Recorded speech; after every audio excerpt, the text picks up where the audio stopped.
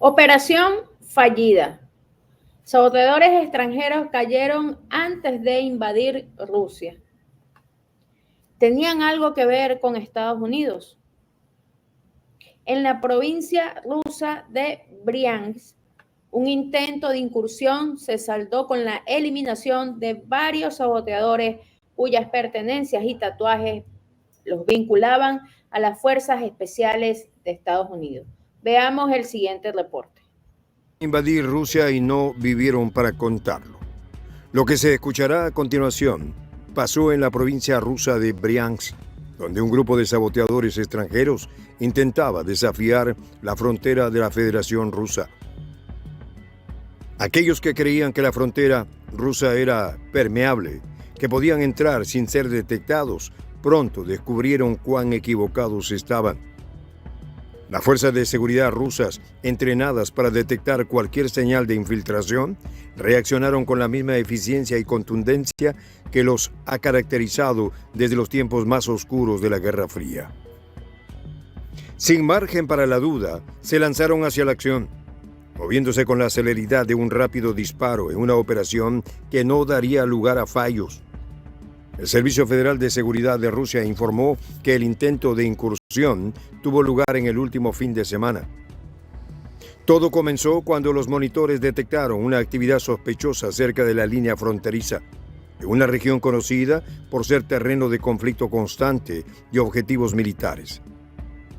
Esta parte de la frontera, que comparte límites con Ucrania, ha sido testigo de numerosos intentos por cruzar el límite hacia territorio ruso, pero ninguno había tenido un desenlace tan desastroso para los saboteadores extranjeros.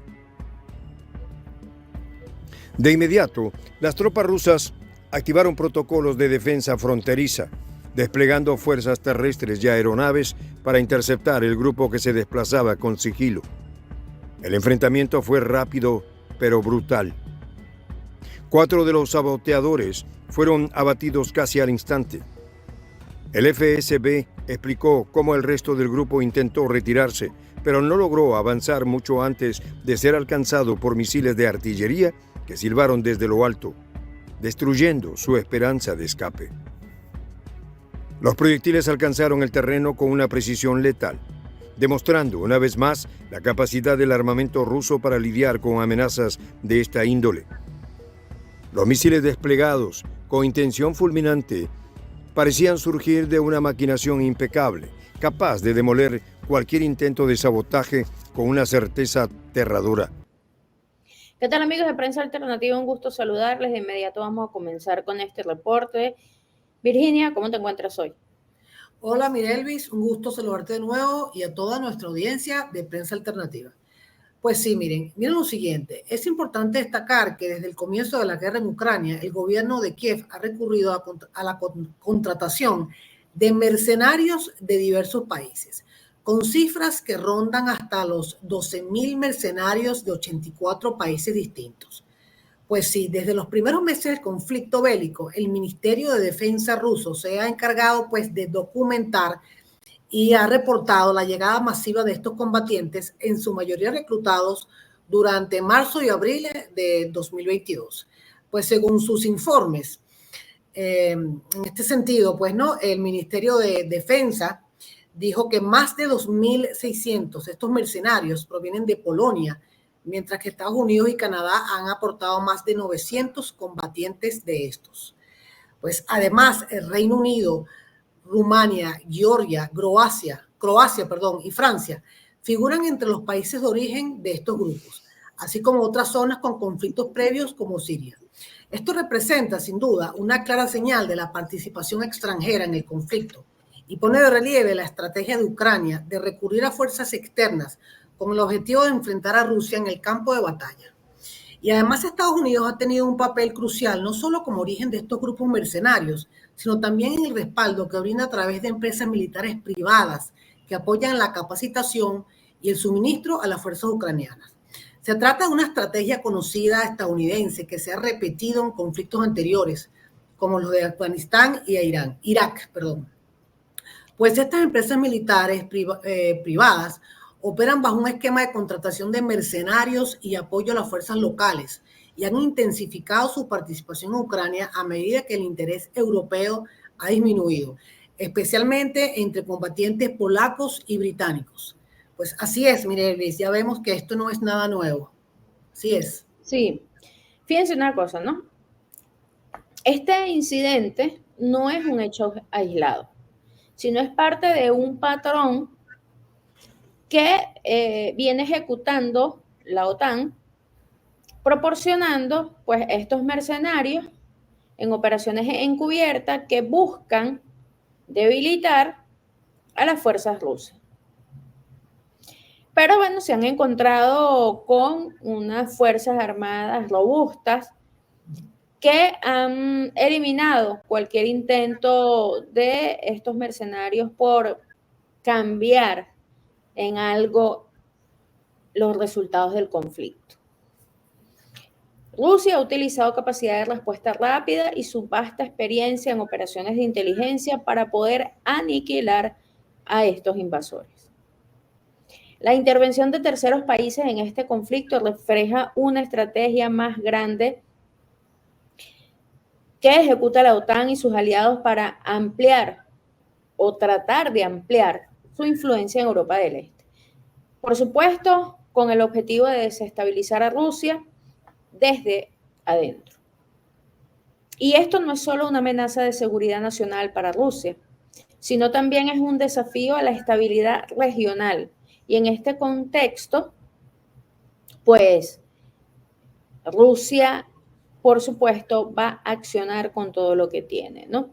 Ahora, yo quisiera hablar un poco en términos del derecho internacional, porque el envío de estos mercenarios para realizar actos de hostilidad en contra de un país soberano como Rusia puede ser considerado y es una violación de la soberanía nacional de Rusia. Este principio está protegido por el derecho internacional, especialmente bajo la Carta de las Naciones Unidas, que establece en su artículo 2, numeral 4, que los estados deben abstenerse de amenazar o usar la fuerza contra la integridad territorial o la independencia política de cualquier estado.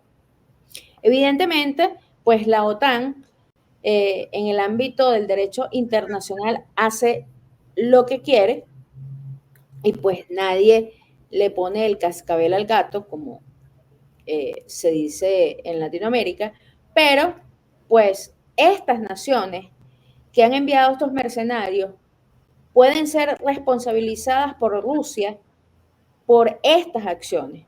Esto incluye la posibilidad de que se tomen medidas enérgicas, ¿no? En el campo del derecho internacional y en el campo diplomático. Pero no solo es la Carta de las Naciones Unidas, ¿no? Hay otros tratados internacionales, entre ellos la Convención de las Naciones Unidas contra la Delincuencia Organizada Transnacional. Esto es muy importante, porque estos son grupos de mercenarios pagados. Ya Virginia nos ha adelantado a empresas privadas, sí, contratistas, que en muchos casos son calificados como criminales de guerra, ¿no? Entonces, en esta convención de las Naciones Unidas contra la Delincuencia Organizada Transnacional y sus protocolos relevantes establece medidas contra la participación de individuos en grupos armados irregulares y la promoción de la violencia a través de actos ilegales. Los estados que apoyan o envíen mercenarios podrían estar considerados cómplices en violaciones de estos tratados. Además, también tenemos el protocolo adicional de la Convención de Ginebra de 1949 sobre la protección de las víctimas de los conflictos armados, porque estos mercenarios causan sufrimiento y mucha violencia a la población civil que está involucrada en un estado en guerra. Y esta Convención de Ginebra de 1949 sobre la protección de las víctimas del conflicto armado menciona que los combatientes deben cumplir con el derecho internacional humanitario. Si se determina que este grupo de mercenarios no cumple con las normas, pues es considerado un crimen de guerra. Imagínate. Propios ucranianos han denunciado, incluso ha salido noticias en medios occidentales, de las graves violaciones que cometen estos mercenarios cuando encuentran población civil.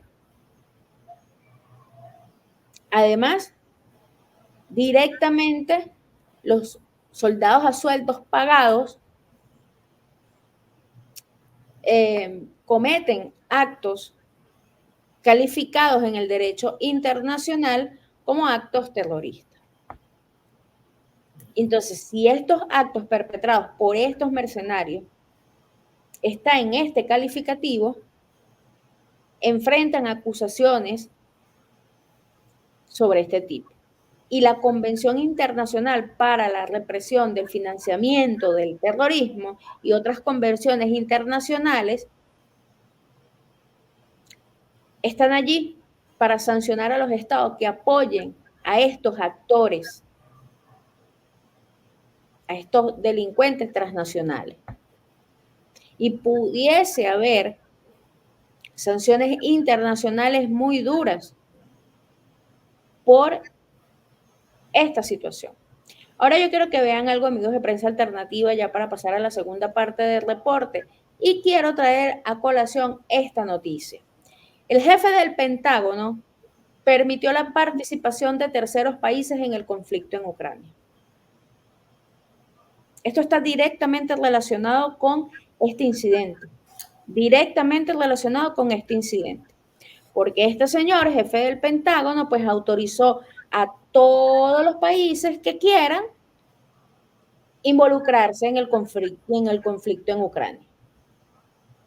Así, sin más. El secretario de Defensa de los Estados Unidos no descarta la participación directa de militares de terceros países en el conflicto de Ucrania por parte del régimen de Kiev. Entonces, Austin no descartó la presencia de tropas norcoreanas y en relación a esta supuesta respuesta por todo lo que ha generado las declaraciones del presidente Vladimir Putin en el cierre de los BRICS en Kazán, que tiene que ver con una pregunta que le hicieron los periodistas sobre, bueno, la participación de soldados norcoreanos. Y el presidente Vladimir Putin fue bastante enfático con su respuesta. Rusia tiene relaciones muy amplias con Corea del Norte y tienen acuerdos estratégicos militares, entre los que incluye, por supuesto, envío de tropas, ya sea para entrenamiento o cualquier otro objetivo militar entre estos dos estados. Dos países que tienen una gran relación a nivel comercial y también a nivel militar. Pero esto es una justificación, señores, porque desde hace cuánto no están mercenarios en esta guerra en Ucrania. No es que ahora este señor dice que va a autorizar involucrarse en más países por la decisión o no del presidente Vladimir Putin de traerse tropas norcoreanas. Porque la OTAN estaba enviando mercenarios a esta guerra y están siendo aniquilados mercenarios durante todos estos meses por parte de las fuerzas rusas en esta guerra. Entonces, el jefe del Pentágono añadió que Washington no puede impedir que estos soldados norcoreanos pues vayan a apoyar al presidente Vladimir Putin, ¿no? Pero Joe Biden advirtió que si las tropas de Corea del Norte llegan a Ucrania, del lado de Rusia, Kiev va a responder con un golpe. Con un golpe. Entonces, además de esto ser un completo descaro, ¿no? Esto respalda, por supuesto, todas las denuncias que el presidente Vladimir Putin ha hecho con respecto al envío de mercenarios por parte de Estados Unidos, la OTAN y otros países a este conflicto. Está relacionado de manera directa con el envío de estos mercenarios. Y para muestra, bueno, el propio jefe del Pentágono lo ha reconocido. Vamos a ver la segunda parte del reporte y continuaremos con este análisis. Junto a los cuerpos inertes de los saboteadores se encontró un arsenal de armas, equipos de comunicación y varios objetos personales que resultaron ser clave para entender la verdadera naturaleza del grupo. Para sorpresa de las fuerzas rusas, estos elementos dejaban en claro que aquellos hombres no eran simplemente mercenarios ucranianos. Entre los artículos hallados se encontró una bandera canadiense y un libro de oraciones en polaco. Aún más revelador fue el cuaderno que llevaban consigo, lleno de notas sobre entrenamiento táctico, escrito en un perfecto inglés. Todo apuntaba a la intervención de terceros países que parecían buscar la manera de encender las llamas del conflicto, manipulando la situación como títeres en un juego macabro. Pero la revelación más impactante fue, sin duda, el tatuaje hallado en el cuerpo de uno de los abatidos. El distintivo del 2º Batallón del Regimiento 75 de Rangers, perteneciente al Regimiento de Reconocimiento Paracaidista de las Fuerzas Especiales del Ejército de Estados Unidos. ¿Podemos concluir entonces que la OTAN estuvo detrás de esto? Aquello no dejaba espacio a dudas. El conflicto no solo estaba limitado a Rusia y Ucrania, sino que actores externos con vínculos directos a los Estados Unidos habían decidido intervenir tratando de desestabilizar la región desde adentro. No era solo una batalla física, era también un juego de poder y de señales. El tatuaje era un mensaje, uno de poder y de desafío, y su hallazgo no fue tomado a la ligera por las autoridades rusas. El uso de fuerzas especiales extranjeras muestra cómo Occidente, especialmente Estados Unidos, sigue empujando los límites y tomando riesgos insospechados. Los intentos de sabotaje organizados con este tipo de operativos no son hechos improvisados. Son cuidadosamente preparados, financiados y ejecutados con el objetivo de desestabilizar la soberanía de la Federación Rusa. Los Rangers del Ejército de Estados Unidos, una de las unidades más elitistas y entrenadas del mundo, no habían llegado aquí por casualidad. Estaban entrenados para acciones como estas, misiones encubiertas, donde la clandestinidad y la negación plausible son la clave. Continuamos con este análisis, Virginia. Sí, mira, y un poco, Mirelis, para reforzar tu intervención, que resulta que hoy salió otra noticia en torno al tema, ¿no?, de la intromisión extranjera, y se trata de que el Ministerio de Relaciones Exteriores de Suecia está actualmente verificando la información sobre la muerte de un mercenario sueco en Ucrania. Pues esta situación ha generado preocupación y atención dado el contexto del conflicto en el país europeo y la creciente participación de ciudadanos extranjeros en las hostilidades, ¿no? Pues la noticia ha suscitado reacciones tanto en Suecia como en otros países donde se discuten las implicaciones legales y éticas de la participación de ciudadanos en conflictos armados fuera de su país. Además, se espera pues que el gobierno sueco emita recomendaciones o advertencias adicionales a sus ciudadanos sobre viajar o involucrarse en conflictos internacionales. Entonces, esto un poco, mira, Luis, para reforzar, ¿no?, tu participación en cuanto a lo que implica legalmente esta situación de involucrar mercenarios extranjeros en estos conflictos, ¿no? Y esto está definitivamente pues condenado bajo el derecho internacional. Así es, Mirelvis. Sí, completamente. Yo quisiera traer a colación pues un problema grave que tiene Zelensky, que es la falta de soldados, ¿no? El comandante de las Fuerzas Armadas de Ucrania dijo que ahora moviliza menos soldados porque sufre muchas pérdidas. Incluso el excomandante de la compañía del batallón punitivo de las Fuerzas Armadas de Ucrania, Dikin Jenhen, afirmó también que Ucrania moviliza mucho menos soldados.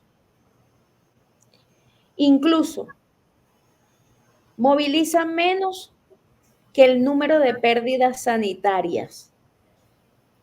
Considera que la situación actual es precaria y es necesario tomar decisiones concretas para solucionar este caso.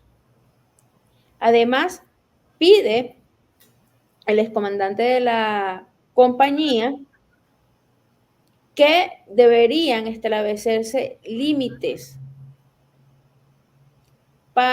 de vida útil para el personal militar activo y para los reclutas. Esto con relación a los soldados longevos que está utilizando Zelensky.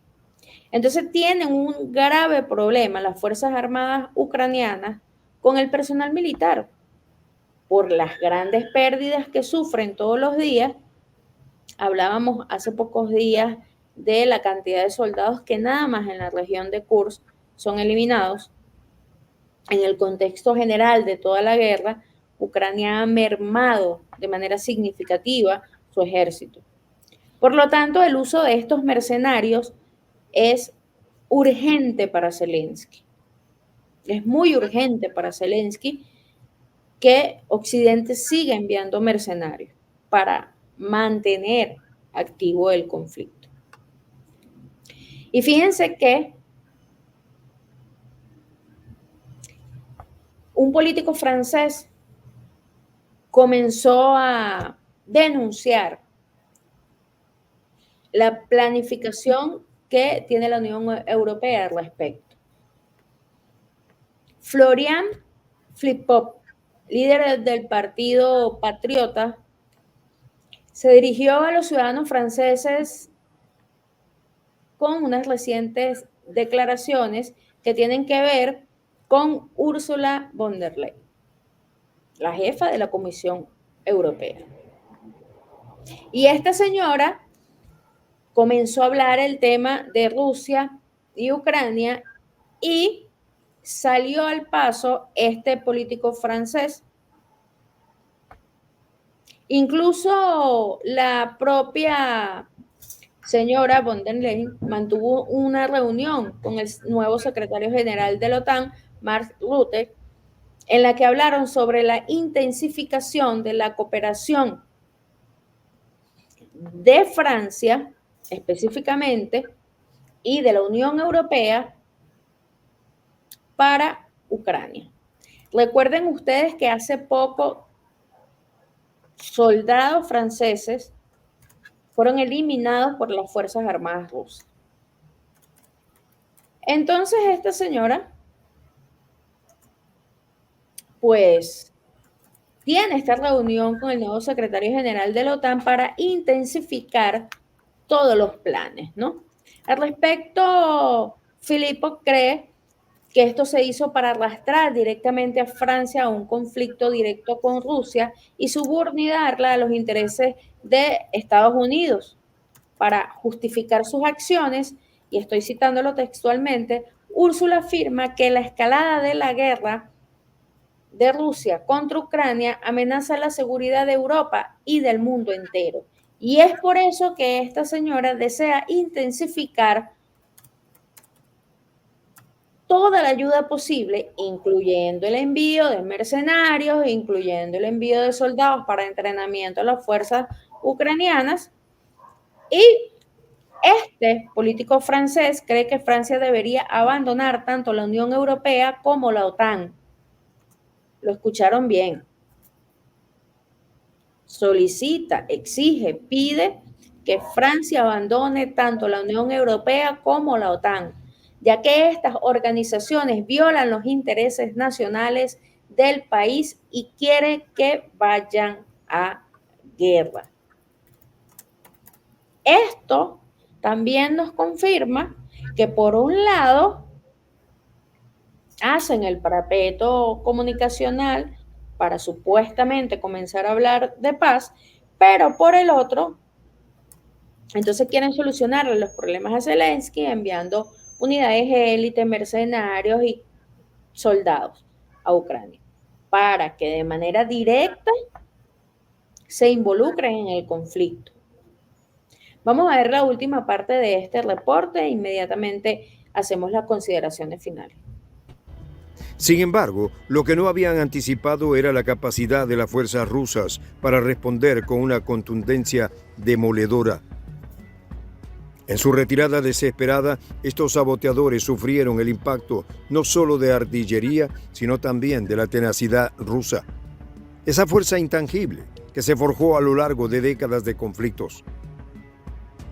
Desde los invasores napoleónicos hasta los ejércitos de Adolf, los rusos siempre han mostrado que sus tierras no se pueden tomar sin pagar un alto precio, y esta ocasión no fue la excepción.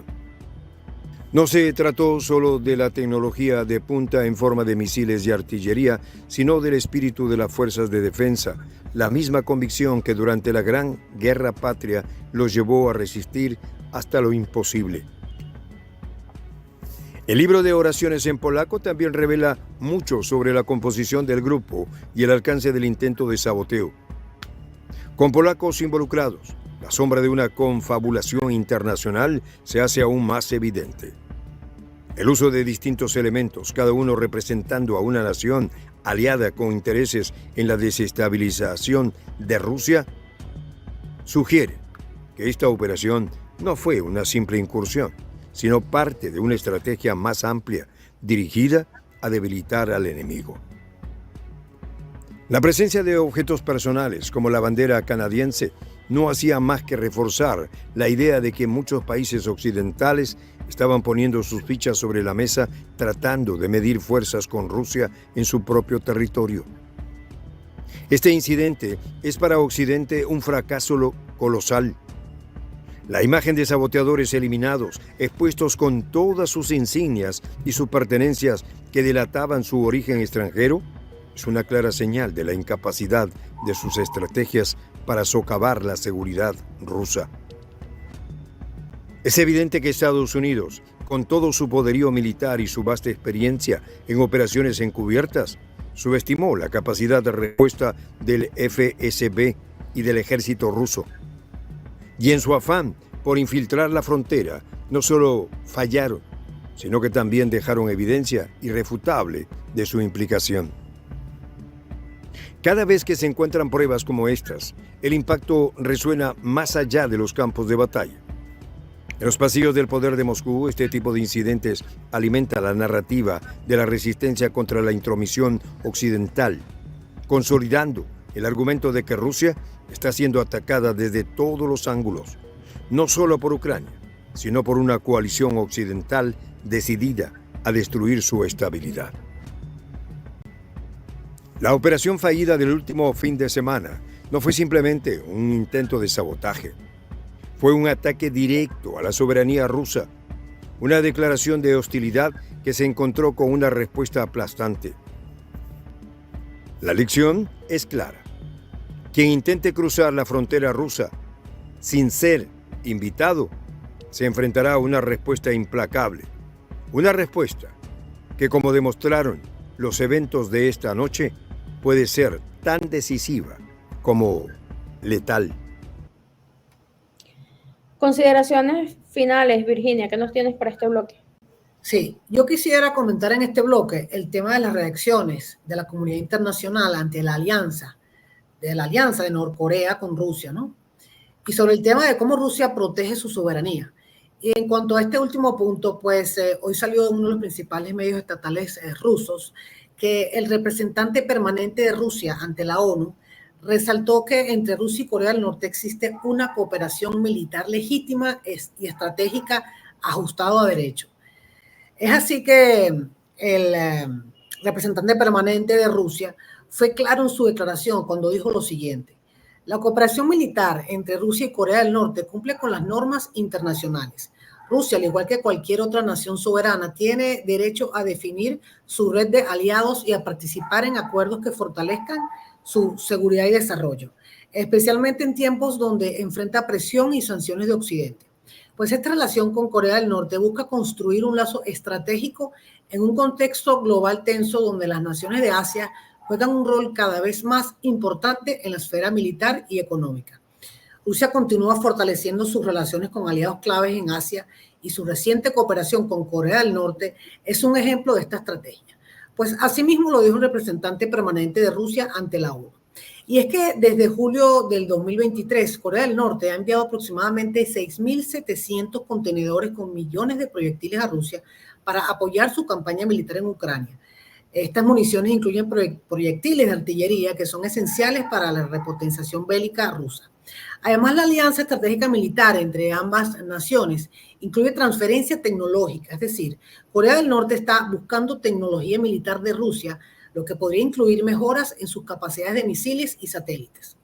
Y es que ante esta alianza estratégica, las reacciones de la comunidad internacional no se hicieron esperar, ¿no? Pues enseguida la portavoz del Pentágono, Sabrina Singh, indicó que si las tropas norcoreanas se despliegan en combate, podrían ser consideradas como fuerzas beligerantes, lo que permitiría el uso de armas estadounidenses contra ellas.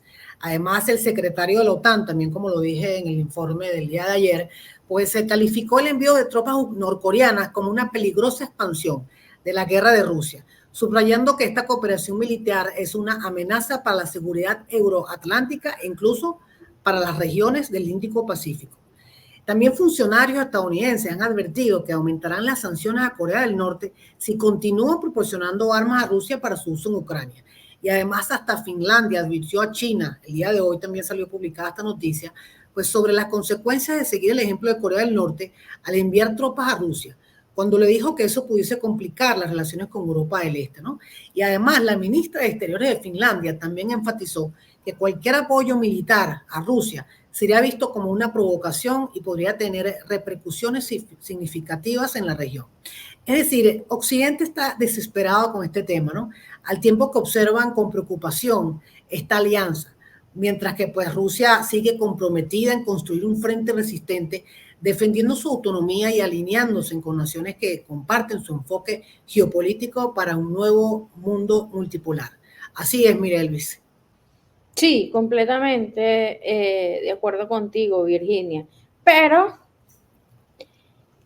esto es simple desesperación. Así es. Miedo a estos países que tienen un principio en común, ¿no?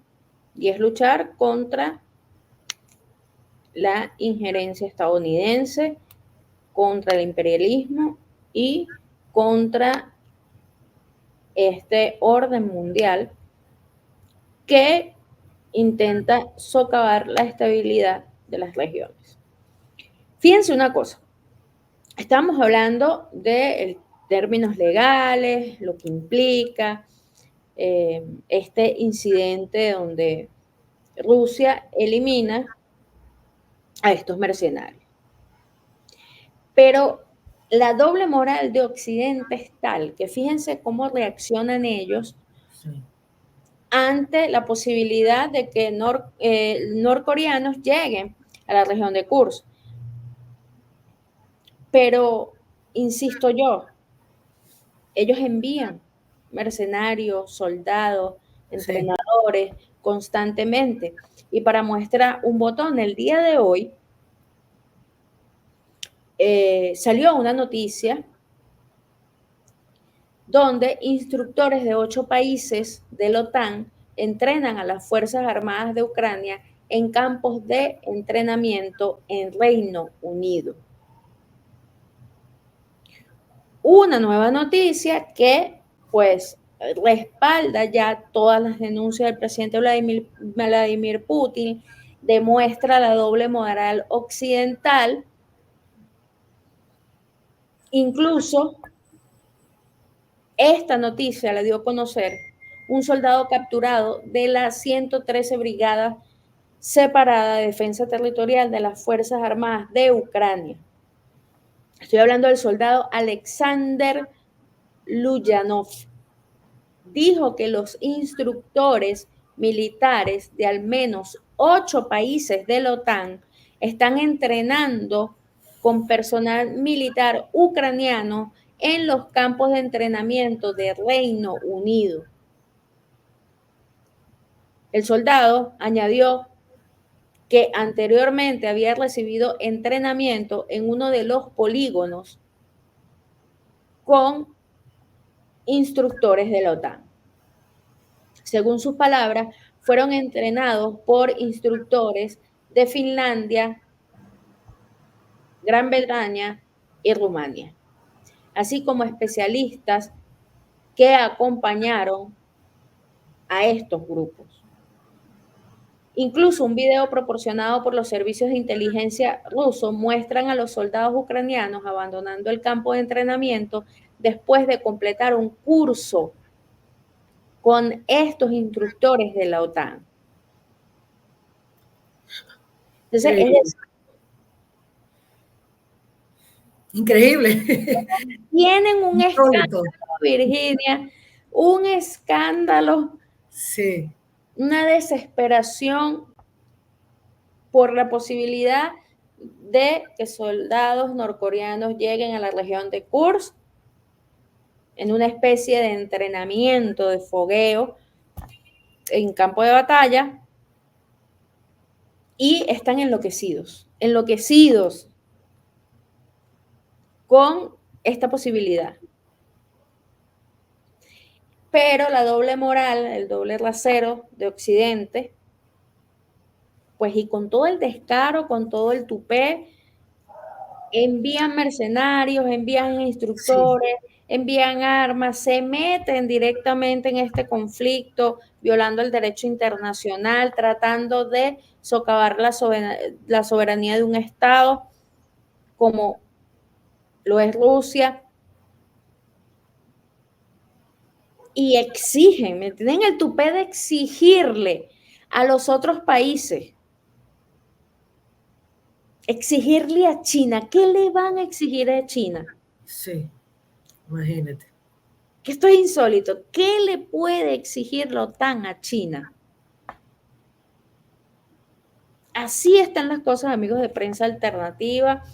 Hicimos una breve actualización de lo que está pasando hoy en esta guerra en Europa del Este. Nosotros, por supuesto, vamos a seguir informando a ustedes de todo lo que esté aconteciendo en el mapa geopolítico mundial. Gracias, Virginia, por estar siempre con nosotros acá. Así es, Miguel, vamos a seguir entonces llevándoles día a día todo lo que acontece. Y por cierto, en relación a este último comentario que hiciste, ellos se alarman, ¿no?, del tema de la alianza con Corea del Norte, mientras que ellos están llevando, ¿no?, estos mercenarios. De verdad que es realmente insólito.